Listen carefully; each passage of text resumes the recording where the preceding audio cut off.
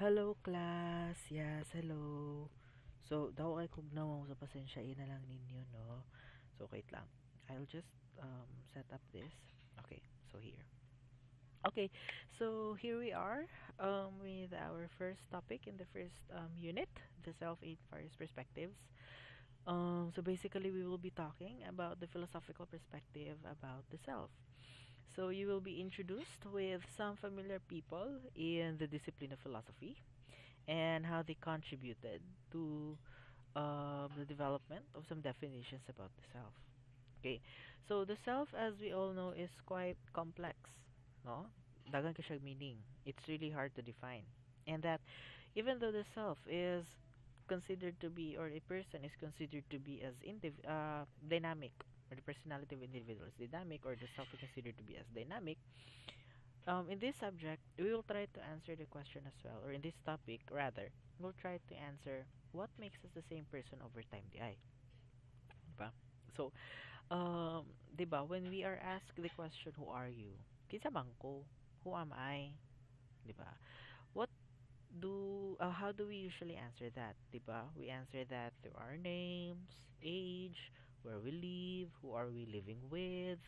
Sometimes we attribute our talents, the things that we like to do. Sometimes also we talk about our jobs, our professions. Okay, so there are many things now that we can actually. There are many ways in which how we can answer the question, "Who are you?" or "Who am I?" However, the thing is, when you answer the question, is it really enough to just say your name, your age, or those things nga akong giingon just recently? Is it really enough to just answer those things to encompass the totality of the self, di ba? So I guess the answer is no. So there are really other things, there are really other factors that we could say um, that constitute about the self. Though, correct siya, it's part of ourselves, but it doesn't really encompass, no? It doesn't really wraps up everything about ourselves. So that is why Jack 101, or understanding the self, helps us understand the different, no, the different definitions about the self, so that we can understand as well as to how we try to perceive the self that we have right now. Okay, so let's talk first about how do we process the definition about the self, or when you are asked the question, who are you, kinsa man ko, unsa may initial reaction na to, or how does our mind work? Okay, now, according to Ken Wilber, the self daw depends heavily on where we draw the boundary line between the self and the not self. So that means to say, when we are asked the question, who are you or who am I? Automatically, our mind draws an imaginary line, wherein all of those inside the imaginary line is considered to be as the B part, or those things that we consider as part of ourselves, and those outside of the imaginary line is considered to be as the not me, or those that are not considered to be as a part of yourself. Okay, so mag-draw ditag imaginary line din ana. Diba? So, I am a human being. I am not a tree. Okay. So, I am kayumanggi. I am not mestizo. Okay. I am kind. I am not cruel. So, the way we actually create that imaginary line depends on us. And those uh, and it also depends on us how we categorize things that are considered to be as a part of you, or inside those imaginary lines and outside the imaginary line, because this imaginary line by Ken Wilber is actually subjective. Okay, so meaning to say, some people might consider their family as a part of themselves, diba? That is why most people say that anak ko ni kuan, apo ko ni ana. Okay, di ba? Our family is a part of ourselves. But to some, it's not really that. It's not really the case for some. To some as well, yung silang I am quite friendly. I am friends with this, with kana sila. Okay? But to some, dili pud na inana ang case. So that is why this imaginary line, or this boundary line that we have, is subjective in a sense. Okay. Now, question. Is it possible, no, that those inside the imaginary line that we are talking about, or the be part of ourselves, mugawas ba na sila? Na may possibility nga mugawas sila sa not me? Is there a possibility for that to happen? And as well as the not me musulod siya sa me. Is there a possibility for that to happen? So, the answer is, mao na akong di ganahan sa online ka. Nagrant na ko guys. So, this is what mao na akong di ganahan kay akong pangutana ako ra pong tubag. Pero anyway, dili siya interactive. Pero anyway, the thing about my question is that yes, it could happen. No, it could happen. That's what I've said. It is quite subjective, and the individual's experiences is actually a factor for the remapping of the self. No, there's a remapping that might actually happen because of the individual's experiences.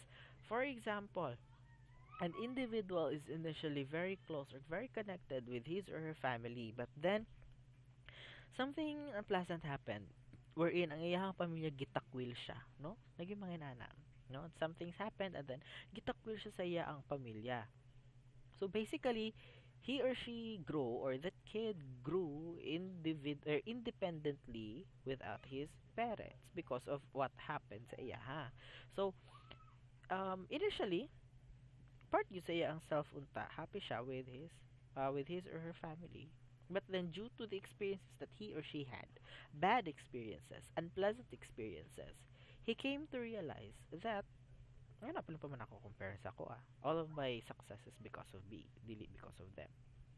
As selfish as it might sound, but that is a possibility and a reality, especially kana mga takwil-takwil. Okay? We also have here kanang mga not me padulong sa me. Okay, let's talk about friends. Okay? For example, like katong gihapon nga person, no? Katong gihapon nga person. So kato siya nga person, katong pagkuan sa iya ang parents sa iya ha, the only people nga ning console sa iya ha are those people nga wala pa niya consider as friends before. But then kay tungod sila lang ang nakapatry og at sa iya, sila lang ang nag-console sa iya ha. Then from the not me part, iha na consider as a part of himself or herself because they help him become the person that he or she is right now. So as you can see, due to some experiences of an individual, there is really a possibility for remapping to happen. So, it really depends on the situation na dayon. Okay, so I guess you understood the boundary line by Ken Wilber. I hope I am clear. Okay, so if it's quite na may questions, just yeah, and ask in the forum. No, naman tayo forum.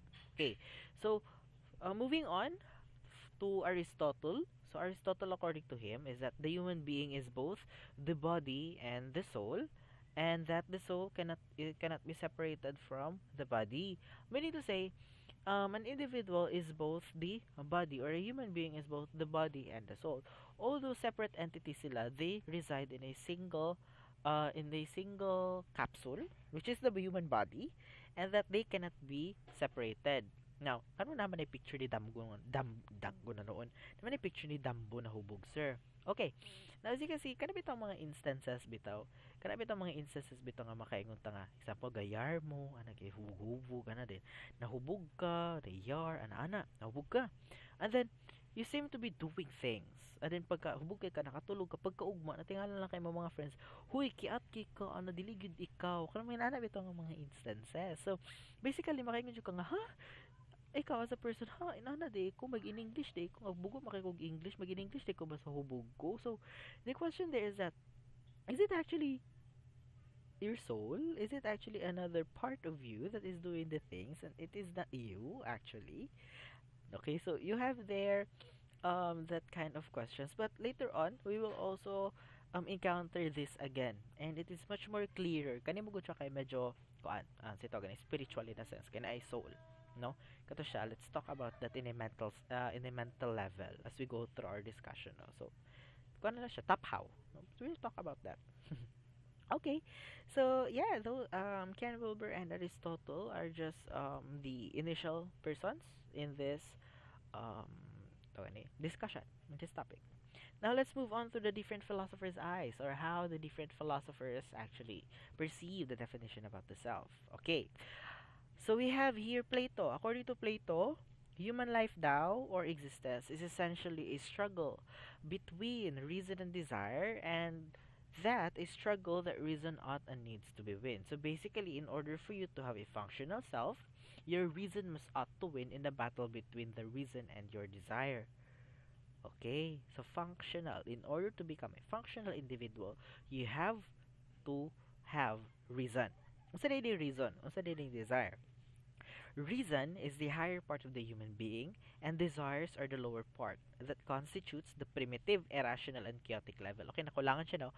Desire constitutes the primitive, irrational, and chaotic level, while reason is the higher part because this is the part that actually thinks.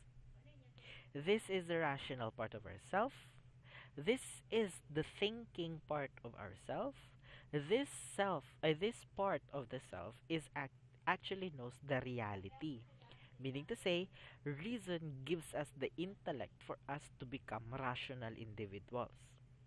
Okay, so that is why your reason must ought to win against our desire in order for us to become a functional individual because our reason actually governs the rationality of us as individuals.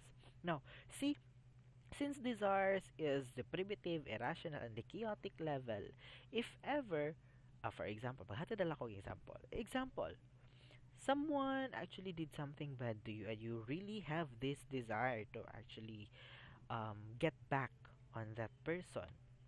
Okay? So ganahan kay ka nga siya dunggabon, sumbagon, or unsa ba diraa. Okay? But then, if you are a person with reason, then basically, you will learn to weigh things. What will happen if I will sumbag him? What will happen if I will saksak him? Okay. If you are a person that is governed by your desire, wa na kay labot. Basta kay maka get back ka sa iya. Basta maka-revenge ka sa iya. And do you think that is quite healthy? No. Di ba? So that is why your reason must win because it actually talks about how well you are actually a thinking individual. Okay, so we did that is why we need to exercise temperance and self-control. And the true self is made of reason, and this makes up the soul of an individual. So na ni soul si Plato, sa di soul niya. Okay, the soul daw according to Plato is separable. I guess I hope you understood no the reason and desire. So the soul, okay, let's get back. Grab si sir. So the soul is separable from the body and constitutes the immaterial self, which he believes as indestructible and immortal. Okay, so the soul consists of three parts. We have reason, desire, and the spirit. And the reason, again, is the reality or the rational part. Desire is the irrational or constitutes instinctive cravings. And another new concept, we have the spirit. It depends on a good nature or the reason, or the bad nature or the desire. We will talk this much thoroughly as we go to as we go through with Sigmund Freud's idea of the ego and superego. Kaya medyo parehas man ni sila. It's just that spirit is not really the superego part of Freud, but later we will talk about that, no? Spiritual or mental health is achieved when the three parts are harmonious with one another. Okay. So yeah, that's the thing about Plato, that as an individual, for you to become a functional individual in the battle between reason and desire, your reason must ought to win. Okay. So next we have is Rene Descartes and Immanuel Kant. So Rene Descartes is a very famous philosopher, no? Pero kadungog ligid siguro may ani niya nga pangalan, di ba? We have Cartesian plane and sa panaya ka ng dualism, mga dualipa ganun. Okay, 'di ba iya man po ng I think therefore I am. Okay, dito ko marag na ano sa iya. I think therefore I am. Actually, connected ayang I think therefore I am sa iya ang definition about the self. Okay, let's talk about the definition about the self muna before we go to I think therefore I am. So, Rene Descartes and Immanuel Kant also frame human life as an endless battle between reason and passion. But, take note, dili desire ya about passion. Why? Unlike Plato kasi, Descartes and Kant claims that desire, feeling, and emotion solely belongs to the body. That means to say, they serve as only to disorganize or they serve disorder to the soul. That's why they believe that our emotions and desires must be thoroughly excluded to exercise reason and attain knowledge. That means to say, for us to become, no, for us to become an individual, no, a functioning individual, we have to be logical at all times. We have to be rational at all times. Okay? We have to tame and control our desires because the moment we are actually overcome with our emotions, then that's the time that maglisod na dayon taog think clearly. We lose rationality na dayon. And rationality is the most important thing sa kaning nga mga tao. The way we think. Okay. The way we think actually makes us the person that we are right now. Ano na sila ani nga idea? Okay, let's go back with what I said. I think, therefore I am. No? Rene Descartes is actually a very doubtful individual. He believes he doubts everything. No? He doubts about his sight, o siya makita, basin wa dili gyud na sila tinud, it's just a product of our minds. Even kanang mga, di ba sa layo, makita na lo, kita siya dagtog airplane galupad, but then eventually kita rin gamay dadto, pero pag kita niya sa tinud nga airplane dako kaayo, so the mind is the eyes is playing tricks on him, so paglisod siya. Then sometimes pag yun na siya mga madunggan nga dili wa siya kabalo ahagikan, so tiduod ba na siya or dili, so he doubted everything to the point na he even doubted his his existence. Kaingon siya nga, am I existing? Buhi ba ko? Something ana. He was thinking. But then, that's the time. I think, therefore I am. Dato siya nakunahon nga, no, I exist because I think. I cannot doubt my own existence because in the first place, it is I who is doing that thinking. It is I who is doing the doubting. So basically, I think, therefore I am. I am thinking, therefore I exist. I am rational, I am logical. I think, therefore I am an individual, I am a person, I am a human being. The moment you exercise your thinking, your intellect, then that's the time as well that you become a person.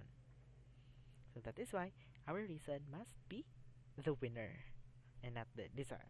So medyo lahi ang iya ang claim. No, medyo makakutog utok. Actually, ako nakutaw pa ako utok ani gamay, no? Okay. So, yeah, that's how Descartes actually have his point about the self. Okay. So, I hope you understood na pod Rene Descartes and Immanuel Kant. Moving on, we have David Hume. Kani si David Hume lahi. Lahi pod ni siya. Okay? Now, Hume does not accept the identification of human beings with reason. Even though he believes actually that it is a battle between reason and desire, but ang iyaha, dili reason ang dapat madaog, but our desire. Nga naman, he believes that desires and emotions are an important and legitimate part of the self, and that they, in fact, are the sources of our motivation and behavior. Reason is, kaniha, and should be the slave of passion or our desire. Ano man ni? Sir, dapat di mapakuan ta sa atong mga instincts, no? Sa atong mga kinahanglanon. No. The thing about desire ni Hume is quite different to those desires nga katong emotions and all nga gi talk ni Plato ug ni Rene Descartes.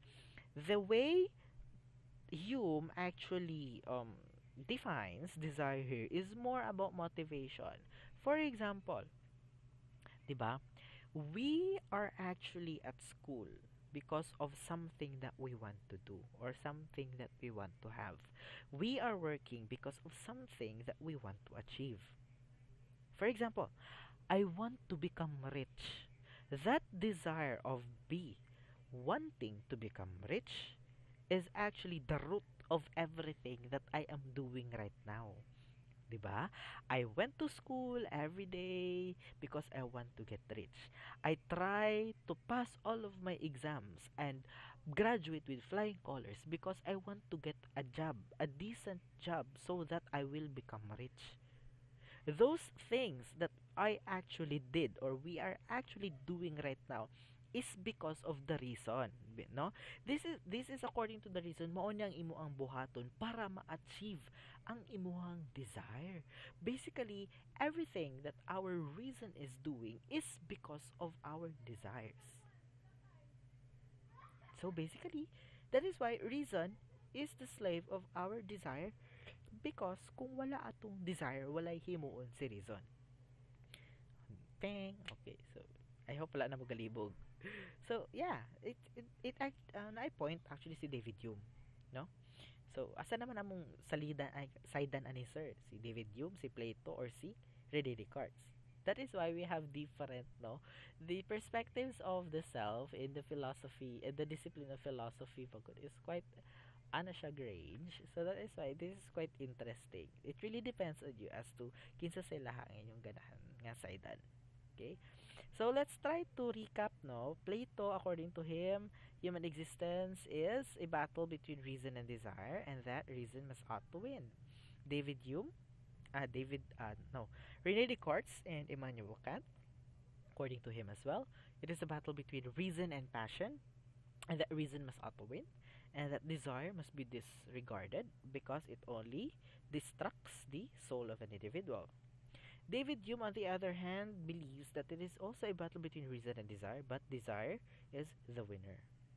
Okay, so those are the first three in this topic, no? Okay, let's move on with Sigmund Freud. Okay, taran, Papa Freud na ta. I guess you're quite familiar with Sigmund Freud, no? He is a prominent figure in psychology. However, he is not the father of psychology, I tell you. But I guess nakadungog na mo saya ang name somewhere. Might be sa inyong SHS nga classes. Okay. Now, according to Sigmund Freud, the self is divided into three. We have the id, the ego, and the superego. So, medyo na OC ko light. Adino kay id, ego, superego, pero sorry, superego, id, ego, marag nalahi. But anyway, let's talk about the id first. The id is responsible for the desire. The id is actually called as the pleasure principle. Pleasure principle of the self. Because the thing about the id is, yes, it is actually synonymous with the desire. The thing about the id is that its work is just to satisfy its own pleasure. That's it. No? The id also instincts also resides in the id. Okay, so the id will do everything just to satisfy its own pleasure. Wa siya labot kung sakto, wa siya labot kung mali iyang gihimo. So long as masatisfy ang iyang pleasure, then basically mo rin trabaho sa id. The superego is the moral phenomenon that is based on internalized moral values. So basically, your superego will tell us the morality that we have as an individual. Diba? It actually tells us what we believe is right and what we believe is wrong.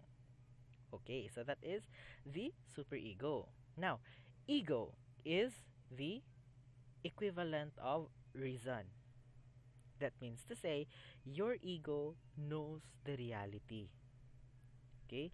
It actually balances the id and the superego because this is the only part of ourselves that is rational. This is the only part of ourselves that is actually keeping in touch with the reality. Okay. Now, if the id is the pleasure principle, the superego naman is the morality principle. The ego is the reality principle. So take note ha, we have id, pleasure principle. It only satisfies our pleasure. Superego is the morality principle. It knows what we believe as right and what we believe as wrong. And the ego is the reality principle because it knows what's real and what is not real. Okay. Now, when there let's later na nato siya ichikahan ng tulo, no? But how do these three parts of the self work? Actually, um there's this notion kasi, 'di ba, the id. Okay, since we are talking about the id, which is its only work is to satisfy pleasure. Babies are considered to be as manifestations of the id. Okay, meaning to say, babies, the moment they are born, the only thing that is a part of themselves is actually the id. Wala pa sila super ego, wala pa sila ego. Nganong wala pa man sila super ego? Wala pa man sila capacity to learn what is right and wrong. Wala pa mo tudlo sa ilaha. Wala pa mo tudlo sa ila what is right or wrong. Kay kabalo beta, ahata mo gikan anang atong mga nahibalaan which is right and wrong. Initially sa ato agyong parents, di ba? Sila ang mo inculcate sa ato kung unsay lang ginatuhuan as right and wrong. And then as we go old, as we go through changes, experiences that we have, dito na din mag-change ang ato ang belief to what is right and what is wrong. But initially, dito gyud na mugikan sa atong parents. But when we are babies pa, wala pa taan nga concept. Kay dili pa mata makatake itong information. That is why babies only have the id. Kung kabatay mo si trabaho sa babies, di ba? The babies will just cry and then eat, drink, didi mo dede, and then cry again and then magpupu, and then mag-cry and then mo eat. So it's just a cycle, mara gyud ilang trabaho. And take note, anong gitawag siya as manifestation of the id ang mga babies? It's because every time nga mag-cry ang baby, that is because uncomfortable sila feeling. It might be nga gutom na sila. That's why ipadede. Sometimes, pag uman na nagdede, mag-cry na po na sila nga naman. It might be because nagpupo sila. So there's they feel and there's some uncomfort bitaw nga na feel nila. They are uncomfortable with what they are feeling. So the pleasure is not there. So that is why they are crying in order to satisfy the pleasure that was lost. Mukray sila kay tungod gigutom sila. Okay? So mo nang masatisfy na din ila ang hunger. Okay? Mukray sila kay nagpupo sila mo nang wala unto nilang uncomfortable feeling nga nagpupo sila. So that is why they are just manifestations of the id. Okay, now you might be wondering, sir, if their super ego is the moral principle and knows what is right and wrong, nganong ang ego man ang magkontrol nilang duha, nganong dili pa na super ego? Nice question. Ako na pinag-answer na po gihapon ani. But anyway, there's this notion kasi, no, that the id daw is the devil. And that the super ego is the angel, di ba? Since id kay hala basta dili makontrol ang id kay biyang himuon bisag unsa bahala nagmakapatay siya bahala pag masakitan siya tawo basta iya ang ma-fulfill ang iyang ganahan. Super ego angel gyud siya kay kabalo siya what is right and what is wrong. However, this is a misconception. Ako na magdalag background sa music. This is a misconception, guys. Why? The id is not evil. Okay? The id is not evil and super ego is not the angel. The id is not the devil. It's because even though, yes, that's true man, it's actually governs by the pleasure principle wherein it only serves as to satisfy the pleasure, but the id is also the one responsible for our survival. The id has this what we call as instincts, wherein it actually functions as a remote para sa atong survival. For example, kanang mga babies, di ba? If they do not really cry at all, wala sila yung mura bitawag signal nga they are feeling uncomfortable at all. Tingin mo makasurvive na sila. Maglisod na sila survive. For example, kanang mga bata sa lansangan.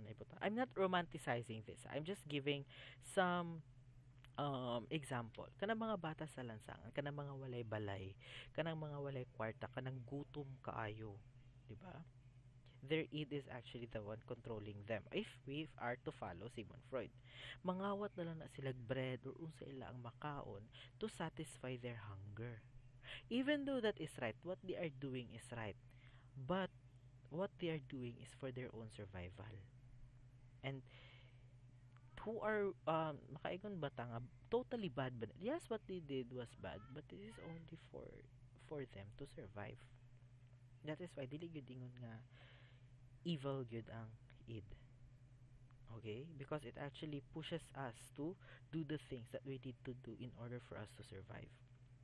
Super ego on the other hand, maunang dili siya ingon nga angel. It's because even though the morality is here, knowing what is right and wrong is here. The thing about morality kasi is that is quite it doesn't apply to all. Meaning I mean, what's wrong for me might be right to you. Wag ina ng concept ba? What I believe to be is right might not be right for you. What I believe to be wrong, to be as wrong, might be right to you. We don't have the same beliefs about morality. Since morality, as what I've said, superego only develops the moment we are actually taught about moral values. And it actually depends on individual. Sometimes, if a person kay masubraan bitog superego, usually ang ilaana, sila mutuo sila, they actually believe that what they actually believe is right is the only right thing to believe at. Meaning to say, they either become a self-righteous B, bitch, or a perfectionist B, bastard. Okay. So, yeah, you can either become a self-righteous individual or a perfectionist person. If ever, ngay mo superego ang mo, labaw. So, that's why, dili yun pwede nga, sobraan tag-id, masubraan po tawag superego. Dili na to sila maingon. So, that is why, dili pwede ang mo pong superego ang mag-control. That is why we have the ego to actually control or balance out our id and superego. Actually sa X dapat dili kaning tawo magud ni siya. Oo, kana siya. Tawo ra na siya si ego. It is true. Okay? We are actually the ego actually tries to control the imbalances of the id and the superego. Diba? For example, kani last example na nila ko siya kay dagan na kay kog example, no? Nagtaas kay linya sa automatic tubig machine. Ikaw naka sa pinakailiwit nga giuhaw na jud kaayo ka. If you are a person that is governed by your id, if you're a person that is governed by your id, then basically mo suksok jud ka sa linya. Balagwa kay labot kung mabalikasan ka sa mga tao nga galinya, so long as ikaw satiate na nimo imo ang thirst, then go, wala kay labot. Inom jud ka, maguna-una jud ka sa linya. Okay? But then, di man na siya pwede. Your ego will tell you na hulat na lang sa maabot ra lagi imong time. Hulatan na lang sa gamay. Makaya pa man nimo. So, yes. If your super ego will tell you if your super ego is the one that is governing you in that situation, o kana sa ATM gap, automatic tubig machine gihapon. So basically naka sa maybe mga igwit dool, iliwit dool. And then ganahan jud kay ka mo inom. Moingon ka nga padaplin paunha ko kay ako'y tag-iya sa ATM or sa automatic tubig machine. Padaplin kay ako'y pinakagwapa ninyo. Okay, something ana. But then your ego will tell you na dayon. If your ego will try to control your super ego, may din na siya nga. Ayaw, hulat na lang sa imong sa imo ang turn. Kay dili ikaw ang pinakagwapa. Pangit ka. Huna-hunaan na. Pangit ka, di ka gwapa. So, yeah, your ego will tell you the reality. So that dili ka mahimong evil in the eyes of other people. So, yeah. But there are times kasi na our ego cannot really control na our id and our superego. No? Dako kay si id, dako kay si superego. So, dili na makaya ni ego. So, that's the time na our defense mechanisms kicks in which it actually helps an individual to overcome the imbalances of the id and the superego. One of which is repression. So here, when there is conflict between superego and the id, and that the ego cannot control it anymore, repression happens wherein an event is pushed into the unconscious. Excessive repression is harmful, leading to disorders. Ano bitong? Okay, ako na i-discuss balik ang repression after this. We will talk kasi about conscious, preconscious, and the unconscious part of the mind. Okay, according to Sigmund Freud, our human mind is like an iceberg, wherein everything that is actually we are conscious about, no, is actually just the tip of an iceberg. Everything that we see, everything that we are conscious about, everything that we see from other people is just the tip of an iceberg. That is just a very small part of what is actually hidden, or what is actually the totality. Okay? So we have here the conscious or the awareness is just again as what I've said mo na pinakagamay. Preconscious contains ideas that are out of awareness but can be made conscious by focusing on them. Kana bitawng supposedly malimta nibo but then eventually madumduman na dayon nibo. Okay, kanang wala nung tani mo siya sa imo. For example, kanang gabasa-basa ka ana-ana di na kay deadline, nabasahan gud nimo ang deadline sa imong kuan, nabasahan nimo ang deadline, natapsingan nimo ang deadline sa imong activity sa imong online klase, natulog ka ana di pagkatuod ta ana pug ka nitindog ka gabasa-basa ka di ping ni tapsing na di kalit na di ko deadline ron. Okay, so that's pre-conscious. Even though it's out of awareness, it can be made conscious by focusing on them in such focusing in such ways bitaw nga na ay trigger na ay ana. Okay? So, unconscious is shrouded in mystery and is completely out of awareness. This is the biggest part of the human mind because it is said that the unconscious part of the self, diri ang pinakadako nga part sa itong self, and the biggest part of ourself is yet to be uncovered sa ato. Wala pa ta kabaluan eh. Dito nga part na si aggression, sex, and other things that we deemed or think nga wala data ana. Pero nagita ana. Wala ta kabalo. We are just not aware nga naa dita ana. Now, going back with repression, a repression kasi something that you are conscious about, no? Something that is in the conscious part of yourself. Once repression happens, ang kanang consciousness nimo or awareness nimo dira ang kana nga experience will be pushed back sa imong unconscious. Meaning to say, imo siyang makalimtan. The thing about consciousness is that dili siya amnesia. It's because amnesia is a damage sa brain. The thing about consciousness is that mao lagi ta malimtan nimo, automatically malimtan na nimo tungod sa kasakit. Okay? Repression usually happens to victims of trauma, rape, and everything that is very much kanabitong psychologically damaging. Usually, ipang-repress na nila. Childhood problems, childhood sexual abuse. Okay, so usually repression ang mga manghitabo. And repression is quite not okay. It's because maka-shatter siya sa psyche sa tao. Mabito ng so mo to siya. Okay, so that's repression. So I hope you understood the part of Sigmund Freud, the id, ego, superego, the conscious, pre-conscious, and the unconscious part of the self. Next we have is John Locke. Okay, hapit na tamahuman. John Locke makes a distinction between persons and a human being. Meaning to say, a human being is different from a person. Diyos ko Lord, na napod ni bago pag-anit taga-story na napilibog-libog. Usay kalahian sa human being o sa person. And the idea of John Locke, dili na to ma-answer to question, what makes a person the same over time? Okay? So what makes a person the same over time is not the same thing as what makes a human being the same over time. A human being or organism is an organism. This is subject to biological changes that is happening but does not change the fact that we are human. A person is a rational, thinking, and intelligent being that has reason and reflection and that is capable of changing. Okay, now when one thinks, one becomes self-conscious.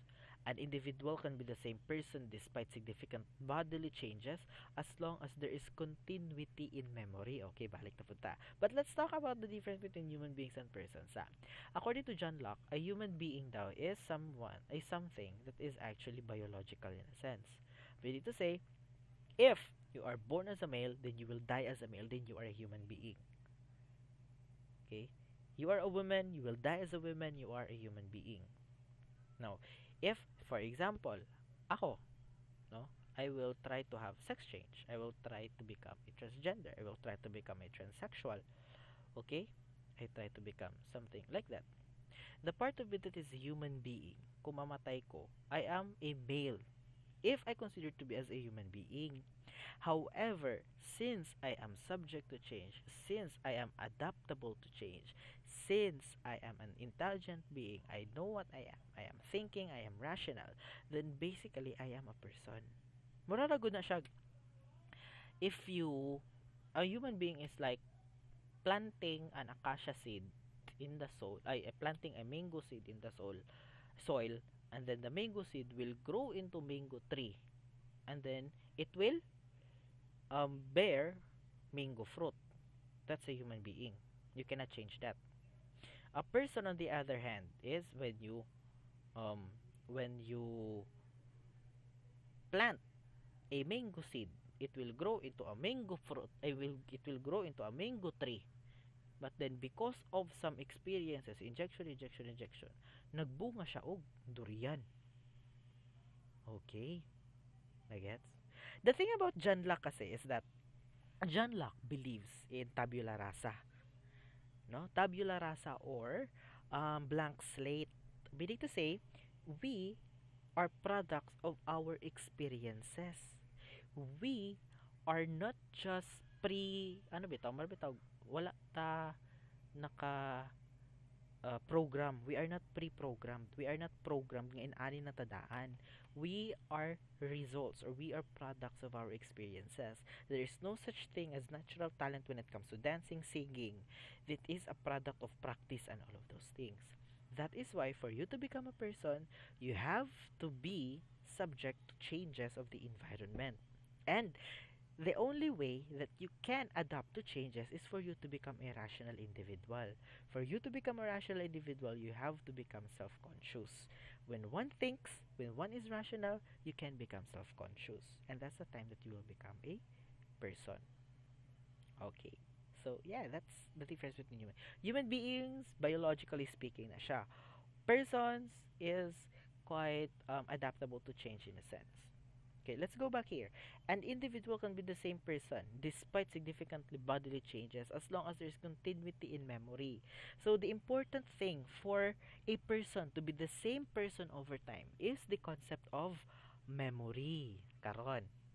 So the memory is what glues everything for us to become the same person over time. The thing is, excuse me. The thing is, what happens when we lose memory? Okay? Are we saying that when we lose memory, we are not the same person na? So the same thing with as what I have I gave example sa katong dambo nga example, 'di ba? I told them nga wala siya kadumdum, wala siya memory ato. So that means to say he is a different person. Okay. He is a different person na day ato. Even though same body but in different person. Kaya wala man siya memory. Saan man na nato. If you are familiar also with DID, dissociative identity disorder, no? Dissociative identity disorder, saan man na siya? Diba? Dissociative identity disorder is multiple personality disorder ba? Split personality. Lahi nga personality ang ga-reside sa isa ka tao. That is true. That is actually a diagnosis, no? Medical diagnosis na siya. So it's actually happening. It's actually legit. Since wala man usually in the ID cases, sometimes wala yung mga memory ang individual sa iya ang mga personalities. Sometimes. However, there are often times nga makadbalo siya nga naay mga panghitabo. But does that mean nga lahi-lahi po siya nga person kay wala man siya memory? Persons with amnesia. Lahi na ba na siya nga person? Since naman siya amnesia. So that's the thing about John Locke. That's what criticizes muna siya ang murag criticism sa idea ni John Locke about memory is that it's very hard to explain na dayon if ever ka na siyang mahitabo. Kamo, answer lang mo sa forum below, no? Is it really necessary to have memory to become the same person over time? I expect you to answer that. Okay. So moving on with personhood and moral value. Okay, the thing about personhood and moral value is what makes us a person. No? So as what I've said, personhood is distinguishable from just being human or a human being. Persons have a special value that they deserve particular moral respect, and humans do not automatically qualify one for the special kind of moral respect due for persons. So basically, if you are a human being lang, no, then basically you are not subject to respect and moral respect since you are not a person yet. So what I've said, for you to become a person, you have to become a rational being. So basically, for example, kanang mga babies nato, no? Kanang mga babies nato nga napa sa tiya ni mother. No, they are still not kung ibutang nato ani ha, kung ibutang nato ani nga perspective, they are still not in line with the continuum in personhood because they are still considered as human beings since they can not still they cannot ito ganay they cannot take in knowledge of what moral value is. Okay. So yeah, that's the idea about personhood and moral value. Now, personhood according to Kant, persons are capable of deciding for themselves the shape and goals of their lives or self-determination. They have their rationally determined goals, which in turn are not just instruments or means for the realization of another person's projects. Persons are not mere things, and persons have a dignity that makes them valuable above all price. So, the thing that makes you a person is the moment you have your morality in you. The moment that you are actually thinking about things or rationally thinking, no, then you will become a person. According to Kant, simply being a member of the Homo sapiens does not qualify one as a person, but all of us are human beings in nature. Basically, all of us are human beings, but not all of us are persons. Daw, mauna ang murag logic ni Kant. It is because not all of us actually have this moral value within us. Now, that in another perspective, intelligent beings, say for example, aliens, androids, gods, spirits, and angels, could still be persons because they have their own moral value or they have their own idea of morality. The thing about personhood lang yun, kani siya, wala ata ni siya na-discuss sa book, is that it is quite hard to explain since if we are talking about personhood and moral value and that for you to become a person you have this morality within you, how can we explain morality? When can we say that something is right and when can we say that something is wrong? What's the definition about morality, di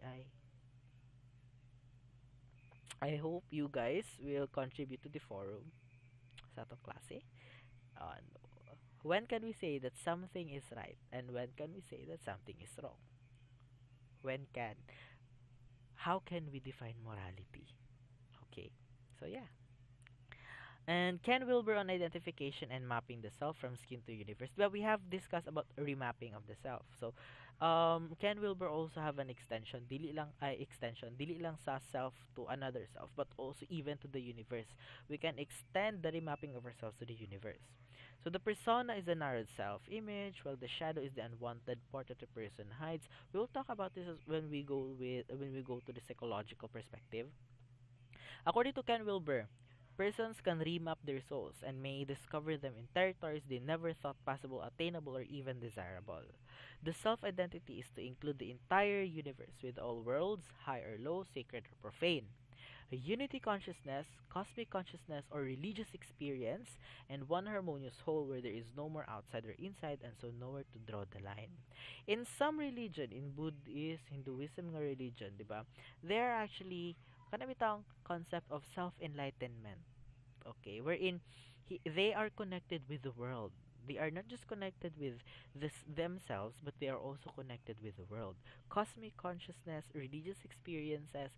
So those are examples of what Ken Wilber would want to explain. Baka ng sa mga Buddhists, they meditate in order for them to be connected with the world. Okay, Hinduism, mga um, um, ways of life. Ano mo gusto, they don't a religion, but it is a way of life.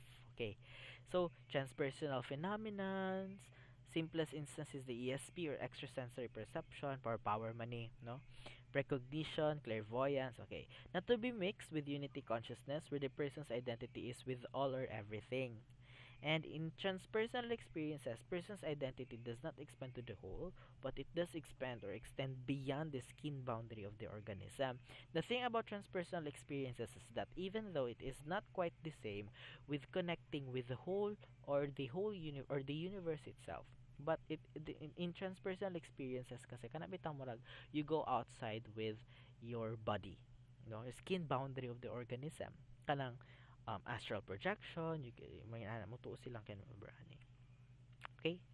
So, yeah, I guess that's it for the first part of our topic. I hope you guys learned something from the discussion that we have right now.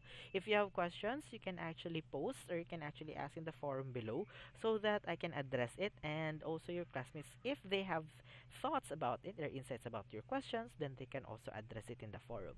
So, Up next, we have is a psychological perspective, and we have recurring topics in the philosophical perspective that might be discussed again in the psychological perspective. So, see you on the next topic.